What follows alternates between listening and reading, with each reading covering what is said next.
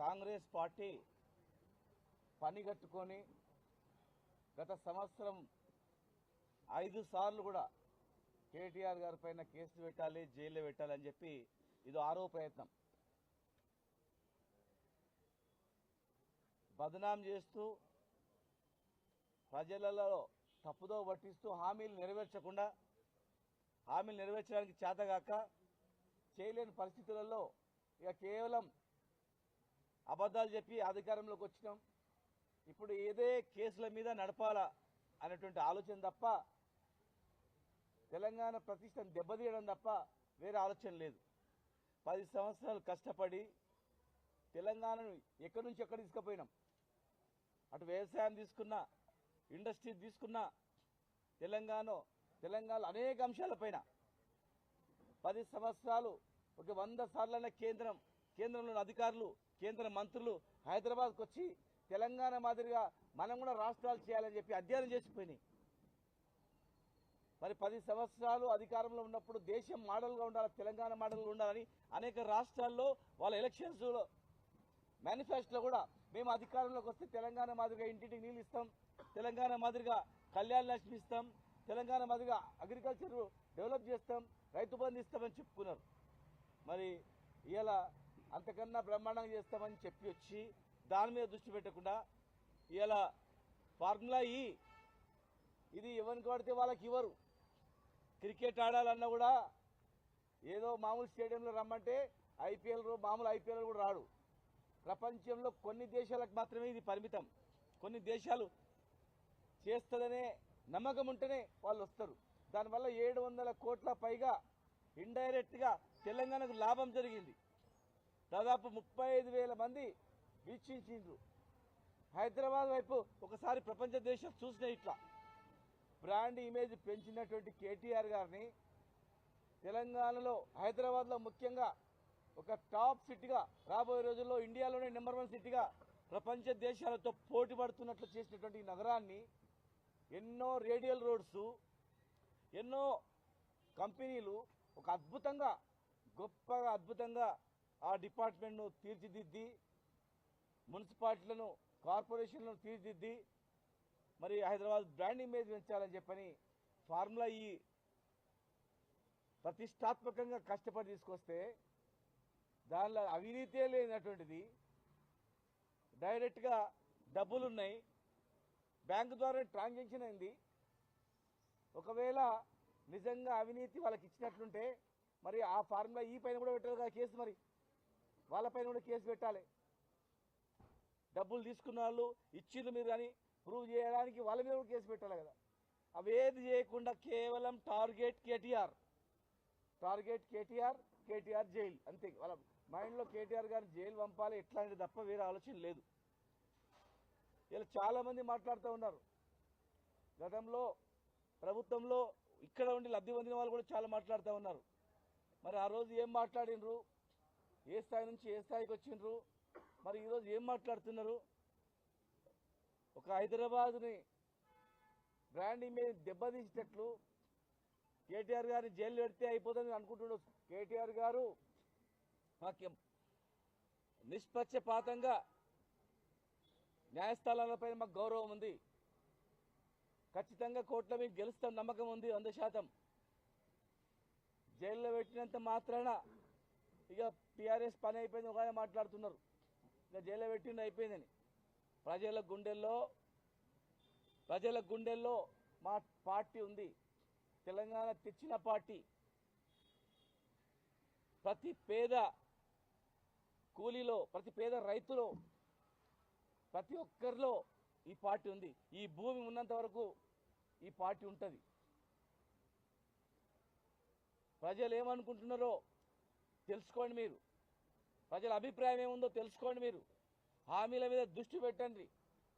మేము కష్టపడి తెలంగాణ తెచ్చుకొని ఈ తెలంగాణని ఆగం చేయడానికి కాదు. ఎన్నో ప్రాణాలు పోయినాయి, సంబంధ వర్గాలు పరితపించి కష్టపడి తెచ్చిన తెలంగాణ సంవత్సరంలో మొత్తం ఆగమైపోతుంది. కేసుల మీద దృష్టి పెట్టి హామీ నెరవేర్చకుండా పక్కదారు పట్టేయడానికే ప్రయత్నం జరుగుతుంది తప్ప ఏ ఒక్కటి కూడా తెలంగాణ బ్రాండ్ ఇమేజ్ పెంచే విధంగా ఒక్క చర్య కూడా లేదు. న్యాయపరంగా ఎదుర్కోవడానికి మా పార్టీ సిద్ధంగా ఉంది, కార్యకర్తలు సిద్ధంగా ఉన్నారు. ప్రజలు ముఖ్యంగా సంవత్సరంలో ఏం చేసింది ఏం లేదు, కేసులు తప్ప వేరే ఏం లేదని ప్రజలలో కూడా కసి ఉంది, ప్రజలలో కూడా తిరుగుబాటు కూడా వస్తుంది. ప్రభుత్వం ఈ బెదిరింపులకు కార్యకర్తలు భయపడరు, జైల్లో కోవడానికి సిద్ధంగా ఉన్నారు, న్యాయంగా ఎదుర్కోవడానికి కూడా సిద్ధంగా ఉన్నాం. పరిపాలన మీద దృష్టి పెట్టి హామీలు నెరవేర్చాలి. ఇవాళ రైతులకు 14,000 నుంచి 12,000 చేసినారు.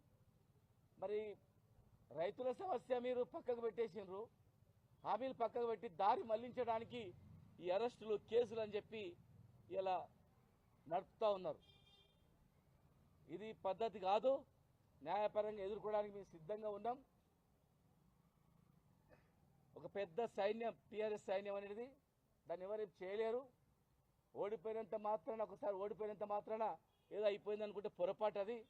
గతంలో ఈరోజు కేంద్రంలో ఉన్నటువంటి పార్టీ కూడా 2 పార్లమెంట్ సీట్లు ఉండే దేశం మొత్తంలో, ఒకటి తెలంగాణనే ఉండే వరంగల్. ఏ పార్టీ ఏం మాట్లాడినా మా పార్టీ కార్యకర్తలు సమయం పాటిస్తారు. న్యాయపరంగా ఖచ్చితంగా ఎదుర్కొంటాం, గెలుస్తాం.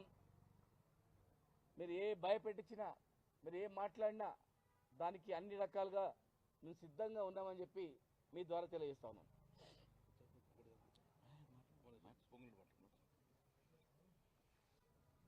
గౌరవ పత్రికా సోదరులకు అందరికీ నమస్కారం. ఈరోజు కాంగ్రెస్ పార్టీ, బీజేపీ పార్టీ రెండు కలుసుకొని వాళ్ళిద్దరి టార్గెట్ ఒక్కటే, తెలంగాణ రాష్ట్రం తీసుకొచ్చిన పార్టీ మీదే టార్గెట్ పెట్టుకున్నారు. ఈరోజు కేసీఆర్ కుటుంబం మీద బట్టగాల్చి మీదేయాలి, కేటీఆర్ గారిని అరెస్ట్ చేయించాలి అని ఒక పైశాచిక ఆనందంలో ఈ రెండు పార్టీలు ఉన్నాయి. పైశాచిక ఆనందం వేరేం లేదు. రేవంత్ రెడ్డి గారిని నేను సూటిగా అడుగుతున్నాను, దీనికోసమేనా ప్రజలు మిమ్మల్ని ముఖ్యమంత్రి చేసింది? ఈ పరిపాలన కోరుకున్నారా తెలంగాణ ప్రజలు? 10 సంవత్సరాల కేసీఆర్ ప్రభుత్వానికి మెండుగా ఇంకొంచెం ఎక్కువ చేస్తామని ఆశపడి కోట్లేసారు. కానీ కక్ష సాగింపు ధోరణితోటి కేసుల మీద కేసులు, బెయిల్లు, జైళ్లు ఇవన్నీ నీకు ప్రభుత్వంలో రానికపోదురు. ఇది కోరుకోలేదు తెలంగాణ ప్రజలు. దేశ ప్రజలు మొత్తం కూడా హైదరాబాద్ చూసే పరిస్థితి ఉండే, బ్రాండ్ ఇమేజ్ దెబ్బతీయాలని ప్రయత్నం చేస్తారు. బ్రాండ్ ఇమేజ్ పెంచాలని చెప్పి ఫార్మా ఈ రేసును కేటీఆర్ గారు తీసుకొస్తే దాని మీద మచ్చ పెట్టుకొని తెలంగాణ యొక్క బ్రాండ్ను, హైదరాబాద్ బ్రాండ్ను తగ్గే విధంగా, బ్రాండ్ ఇమేజ్ తగ్గే విధంగా ఇప్పుడు ప్రభుత్వం చేసింది. ఎవరికి నష్టం ఇది? ఈరోజు టెంపరీగా మీరు ఉంటారు, పోతారు, 5 సంవత్సరాలు ఉండిపోతారు, కానీ నష్టపోయేది తెలంగాణ ప్రజలు నష్టపోతారు. ఇది కోరుకుంటలేము. కాబట్టి ఈరోజు కరీంనగర్ 23 మంది విషారంతో ఈరోజు పిల్లలు హాస్పిటల్ జాయిన్ అయ్యారు. ఎక్కడ పడితే విషాహారాలు తింటారు పిల్లలు. దాని మీద కాన్సన్ట్రేట్ చేయను. హాస్టల్లో ప్రజలు ఇబ్బంది పడుతుండ్రు, కొత్త వేరెంట్ దాని మీద కాన్సన్ట్రేట్ చేయండి. ఏవైనా కక్ష సాధింపు, జైలు వేయాలి అని ఈ మాట అని మొత్తం తెలంగాణ సమాజం ఒప్పుకుంటారు. మీకు ఇంటెలిజెన్స్ వ్యవస్థ ఏం చెప్తుందో కానీ తెలంగాణ సమాజం మాత్రం ఎట్టి పరిస్థితిలో ఈ కక్ష సాధింపు ధోరణి ఒప్పుకుంటే పరిస్థితి లేదు, తెలుసుకుంటారు కూడా. పొంగులేటి కూడా మాట్లాడుతున్నాడు, పొంగులేటి శ్రీనివాసరెడ్డి గారు కూడా నేనే చేయించినా అన్న విధంగా మాట్లాడుతున్నాడు. సియోలు బాంబులు ఓపెన్ అయినాయి అంటుండు. ఇదే నా కోరుకున్నది? ఇదే నా మీ వ్యక్తిగత కక్షలన్నీ కూడా టీఆర్ఎస్ పార్టీ నుంచి వెళ్ళిపోయిందని వ్యక్తిగత కసంతా కూడా ఈరోజు కేటీఆర్ మీద చూసే ప్రయత్నం చేస్తున్నారు. ఇది కాదు, ప్రజాప్రతినిధులుగా ఇది వివరించిన తీరు ఇది కాదు. చాలా బాధపడుతున్నాం. మేమందరం ప్రజల కోసం పనిచేసిన వ్యక్తులు మేమందరం ఈరోజు చూస్తే చాలా బాధాకరంగా. ఇప్పటికైనా జైల్లో పెడతారు, బెయిల్ వస్తుంది, వేరే ఇష్యూ. కానీ రేపు పొద్దున వాట్ ఈస్ ద నెక్స్ట్? ప్రజలకు ఏం సమాధానం చెప్తారు? 6 గ్యారంటీలు అడిగిన కేటీఆర్ మీద 6 సార్లు కేసు పెట్టే ప్రయత్నం చేస్తున్నారు మీరు. ఇది సమాజంలో ఏ ప్రజలను హర్షించే వ్యక్తే కాదు. తెలంగాణ, హైదరాబాద్ బ్రాండ్ ఇమేజ్ మొత్తాన్ని దెబ్బతీసి ఉన్నది. కాబట్టి దీన్ని ఎట్టి పసలో ఈ కక్షను దొన్ని బంద్ చేయాలని చెప్పి మీ ద్వారా కూడా పత్రికా ద్వారా కేంద్రంలో ఉన్న రాహుల్ గాంధీ గారు కూడా వాళ్ళ పార్టీ అధినేత కూడా చెప్తున్నాం. ఇటువంటి వ్యవస్థ మంచిది కాదు, మీ కాంగ్రెస్ పార్టీ కూడా మంచిది కాదని మేము చెప్పడం జరుగుతుంది.